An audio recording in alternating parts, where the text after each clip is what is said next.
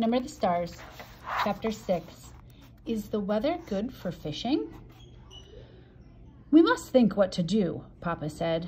They are suspicious now. To be honest, I thought that if they came here at all, and I hoped they wouldn't, that they would just glance around, see that we had no place to hide anyone, and would go away.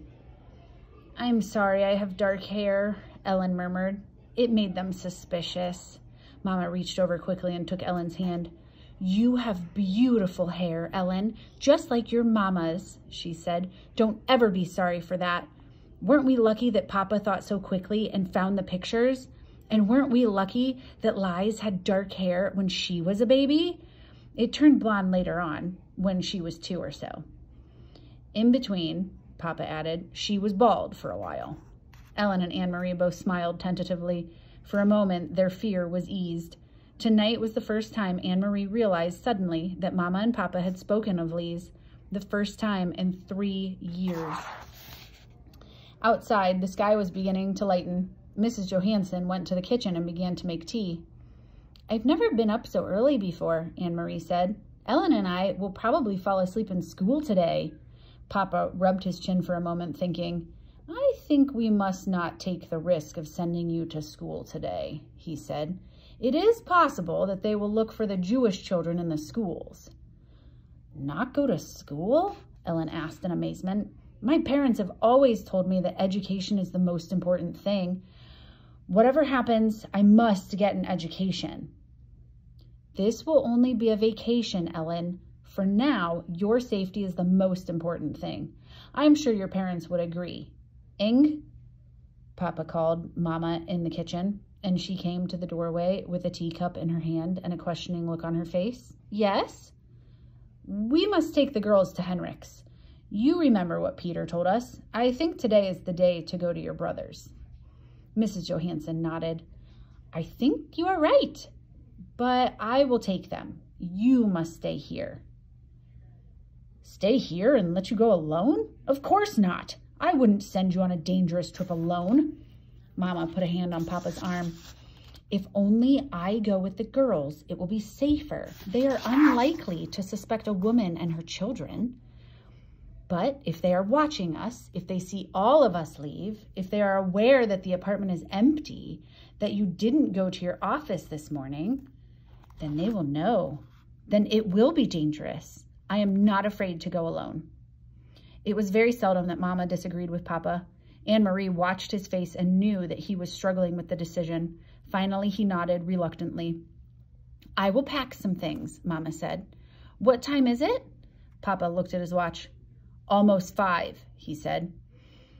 Henrik will still be there. He leaves around 5. Why don't you call him? Papa went to the telephone. Ellen looked puzzled. Who's Henrik? Where does he go at 5 in the morning? She asked. Anne-Marie laughed.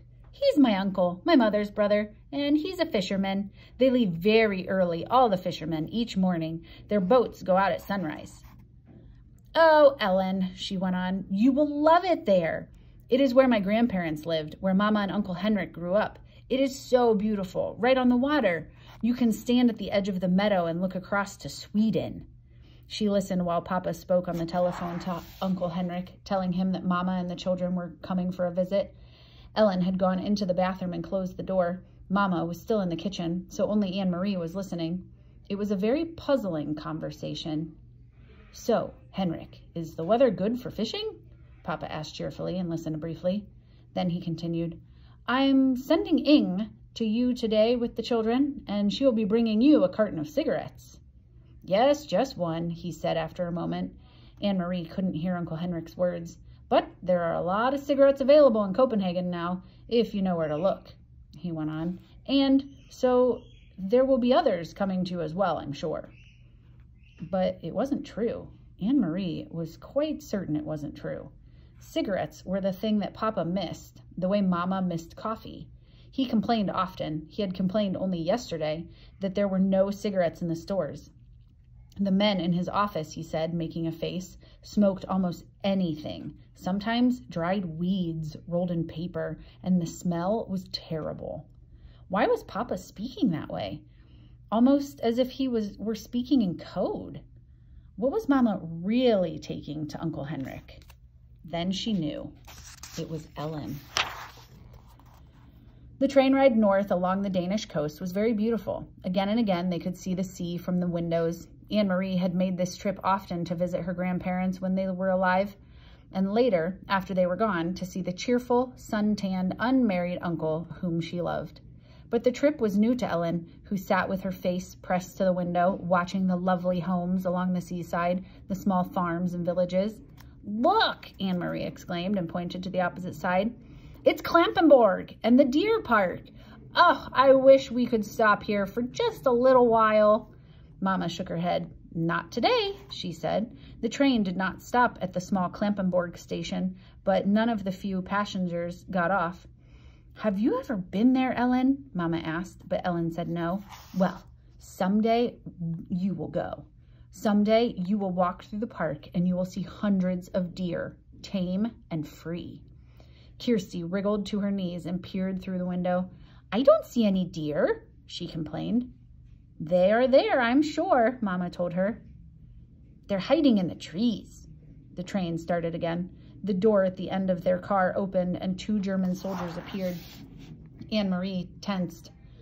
Not here on the train too. They were everywhere. Together, the soldiers strolled through the car, glancing at passengers, stopping here and there to ask a question.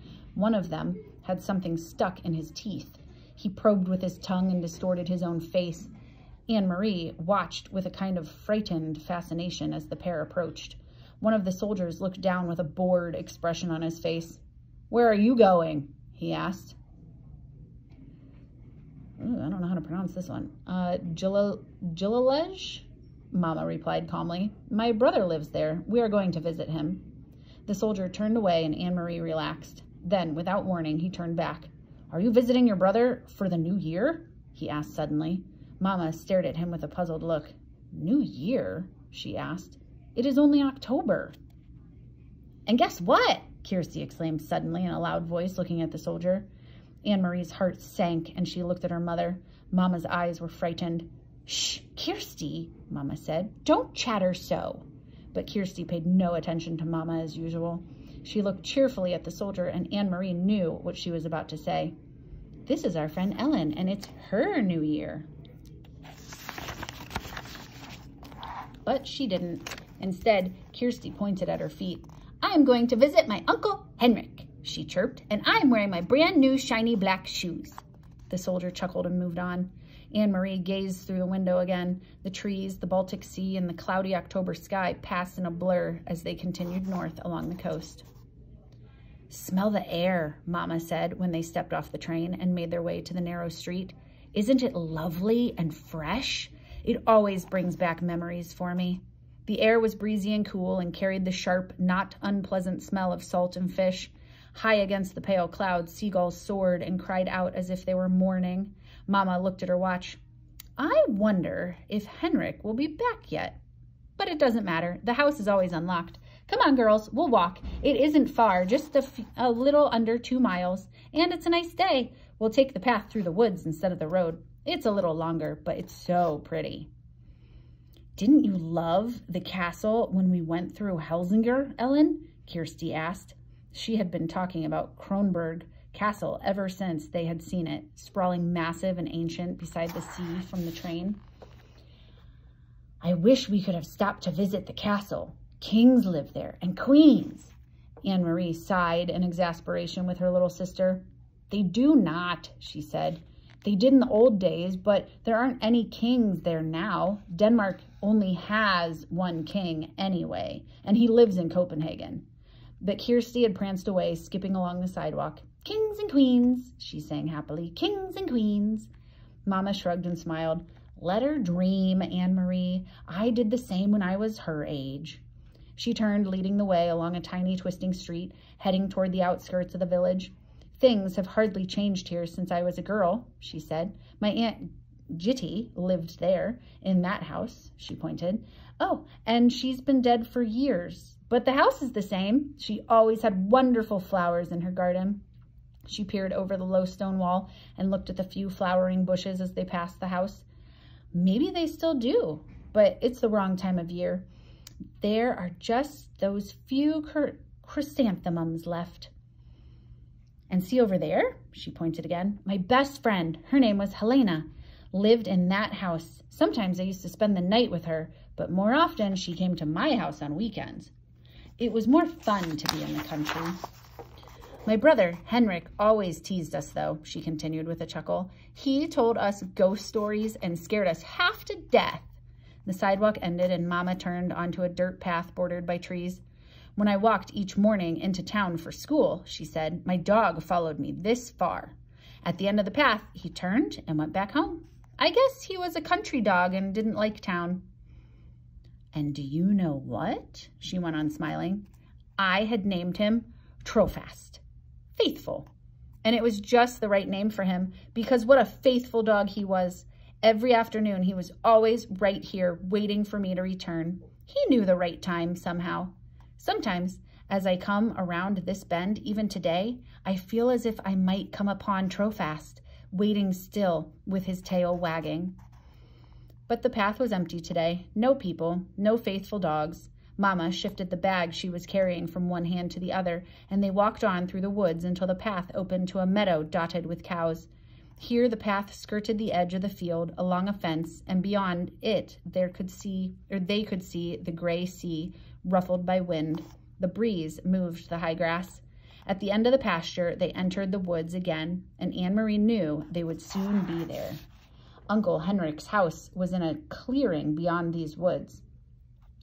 Do you mind if I run ahead? She asked suddenly. I want to be the first to see the house. Go on, Mama told her. Run ahead and tell the house we've come home. Then she put her arm around Ellen's shoulders and added, say that we've brought a friend.